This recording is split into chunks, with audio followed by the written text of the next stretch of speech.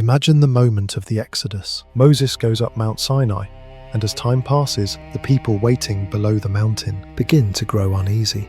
Where did Moses go? The man who is leading us is nowhere to be seen. So the people gather around Aaron and they say, "Make us a god who will lead us." So Aaron collects the gold from the people and he forms it into a golden calf. But here's an interesting question. Why a calf? That wasn't random, because a calf was a very familiar image to them. Where had the Israelites just come from? From Egypt. They had lived inside that culture for 430 years. When you look at Egyptian culture, you find many gods depicted as animals. Some look like dogs, others like eagles, and each one carried its own meaning.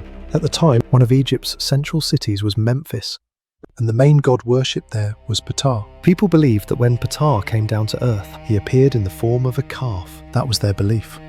So to the people of that time, a calf represented a powerful, divine image. And what kind of god was Ptah? He was the god of craftsmen and artisans, a god connected to building, skill, and making things by hand. Now think about the Israelites in Egypt. They lived as slaves, building cities, forced into endless labor. So for them, a calf-shaped god wasn't strange or distant at all.